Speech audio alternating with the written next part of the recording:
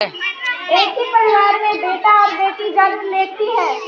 बेटा को न जाने कहाँ कहाँ देश विदेश पढ़ाने के लिए भेजते हैं और बेटी को पढ़ने की इच्छा रहती है, लेकिन उसे इनकार कर दिया जाता है।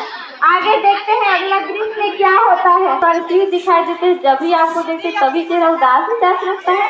परेशान तो रहूंगा न शिवांगी जो एक बेटी का बाप बेचारा, उसके हाथ पीले करने का वक्त आ गया है। अभी तो आनंदी 9 साल की है और अभी उसके पढ़ने और लिखने और खेलने कूदने का समय है। अभी उसको आपको शादी का भी सम्मत है। देख शिवांगी, लड़की पर आया धान होती है, जितना जल्दी हो सके ना उसे शादी करके दूसरे के घर पे भेज देना चाहिए। कल से आनंदी के पढ़ाई लिखाई बंद। पर बाबू इसमें मेरी क्या गलती है? मैंने क्या किया है? तेरी गलती है कि तू एक लड़की, अगर लड़का होती तो क्या बाबू? लड़का होती तो क्या? ए लड़की, ज्यादा जबान न चला, नहीं तो जबान न लगता फिर बाहर निकाल के फेंक दूंगा। पर बाबू मैं पढ़ लिख कर डॉक्टर, पढ़ लिख कर कुछ बनना चाहती हूँ। देख आनंदी, तुझे पढ़ना है तो पढ़, लेकिन सारी उम्र बाप की छाती पर बोझ बनकर ना बैठे। पर बाबू मेरी उम्र तो पढ़ाई लिखाई की है, मैं पढ़ लिख कर डॉक्टर बनना चाहती हूँ। पढ़ाई याद रहे, पढ़ाई की प्राण सम्मान करके ही छोड़ूंगा। ऐसा मत करो बाबू, ऐसा मत करो। बाबू आपने मेरी किताब को नहीं, मेरी किस्मत को फाड़ दी है। किताबें ना छोरों के हाथों में अच्छा लगता है और लड़की के हाथों में सिर्फ मेहंदी अच्छी लगती है, सिर्फ और सिर्फ मेहंदी। पर बाबू लड़का लड़की हमारे यहाँ के समान होते हैं ना। देख आनंदी, यह एहसान मान कि तू अभी तक जिंदा है, वरना बचपन में तेरा गला दबा कर मार जाता ना तो तुम्हारी बकबक मुझे सुनने का नहीं पड़ता। पर बाबू हमसे चूल्हा जलावे अच्छा ना लगे। देख थोड़ी जितना जल्दी हो सके ना चूल्हा जलाना सीख ले और तेरा ब्याह तो होगा ही, कल से कल। अपना जीवन है यह कहानी, तुम्हारी यह कहानी, आंचल में है दूध और आंखों में है पानी। मुझे माफ कर दे बेटी, तुम्हारे बाप के आगे मेरी जिद न चलेगी। मुझे माफ कर दे बेटी। मत माफी मांगो माँ, अगर बाबू का यही इच्छा है तो मैं शादी करूंगी। इस प्रकार मात्र 9 साल की उम्र में ही आनंदी की शादी राहुल जोशी के साथ हुआ। एक शिशु जन्म लिया। आगे देखते हैं क्या होता है। अरे देखिए ना इसे क्या हो गया है। माथा तो अंगार की तरह चढ़ रहा है, इसे तो बहुत तेज बुखार है। आप ही ना कुछ भी बोलते हैं, दीजिए हमको। ये क्या कर रही हो आनंदी? भगवान की विभूति लगा रही हूँ। बस करो आनंदी, ये सब अंधविश्वास है। आप विश्वास तो करिए, भगवान की विश्वास करिए।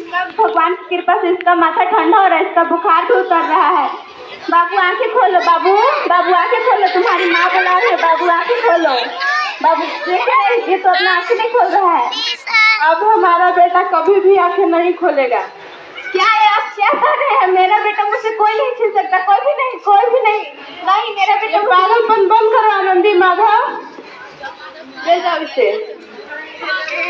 ये पागलपन बंद करो आनंदी। भगवान ने मुझसे मेरा बेटा छीन लिया, मैं उस भगवान को कभी नहीं माफ करूंगी, कभी नहीं।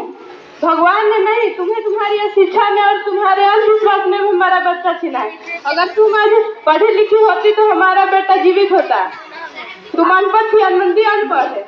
अब नहीं रहूंगी मैं अनपढ़, अब मैं पढ़ूंगी क्योंकि कल किसी और आनंदी को इलाज के अभाव में अपना बच्चा नहीं खोना पड़े, इसलिए मैं पढ़ूंगी। आज के तुम्हारा यही प्रायश्चित रहेगा। आनंदी तुम्हारा 12वीं का परिणाम आ गया है, तुमने पूरे कॉलेज में टॉप किया है।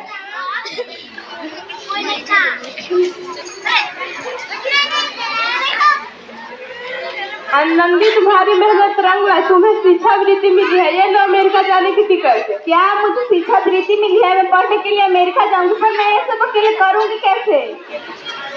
तुम अपने आप को इतना कमजोर क्यों समझती हो आनंदी? फिर तुम्हारे इतना पढ़ने लिखना क्या फायदा हुआ? तुम अनपढ़ की गवार हो। गवार नहीं हूँ मैं पढ़ लिख कर कुछ बनना चाहती हूँ। गवार नहीं हूँ मैं, अब मैं पढ़ी लिखी हूँ। तो इस प्रकार 26 जनवरी 2024 को आनंदी ने अमेरिका के लिए, पेंसिल्वेनिया के लिए रवाना हो गई और 3 साल बाद वह डॉक्टर ऑफ एडिशन की तैयारी करके आई। एक तरफ आनंदी के पिता की तबीयत बहुत सीरियस हो गई थी। आगे देखते हैं, मुझे जाने का समय आ चुका है, मैं नहीं बचूंगा।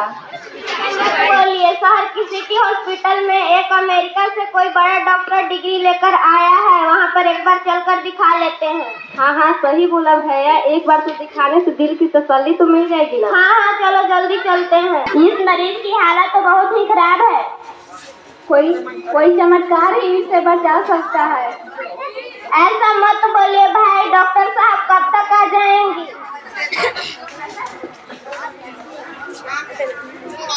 लो आ गए हैं डॉक्टर मैडम। जल्दी देखिए, इस मरीज की हालत बहुत ही खराब है।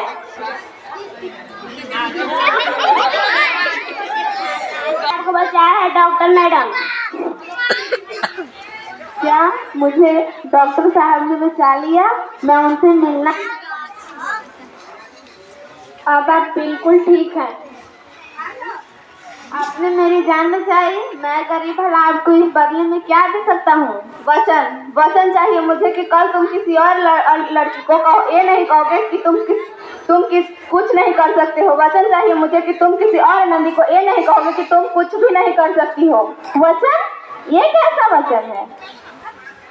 अरे आपने पहचाना नहीं बाबू, मैं तो वही नंदी हूँ जिसके हाथ पीले करके तूने उसकी जिंदगी काला कर दिया, और बचपन में तूने उसे दूल्हा और चूल्हा के सिवाय और क्या खोजा तूने? माफ कर दे मेरी बेटी, मैं तेरा गुनहगार हूँ। अरे नहीं बापू, वही आनंद जिसके हाथ पीले करके पूरी जिंदगी काली कर दी उसकी। माफ कर दे बेटी। अपने पिताजी को माफ कर दो नंदी। अगर सुबह का भूला अगर शाम को घर वापस आ जाए तो उसे भूला नहीं कर। माफ कर दे मेरी बेटी, मैं ऐसे बेटी का उपकार मांगता हूँ जो कभी मुझसे कुछ नहीं मांगा, और मांगा तो दर्जा बराबरी, वरना सच तो यह है कि मैं तेरे माफी का लायक नहीं हूँ। मुझे माफ कर दे मेरी बेटी। तो इस प्रकार आनंदी जोशी ने अपनी मेहनत और अटूट के बल पर भारत की एक पहली महिला डॉक्टर बनी, और इतना ही नहीं, लड़कियों को आगे चल कर के पढ़ने और लिखने की, जीवन में कुछ करने की सुनहरा रास्ता मिला। इसीलिए सभी पेरेंट्स से रिक्वेस्ट है कि अपने बेटे और बेटी को दोनों को पढ़ाने की इच्छा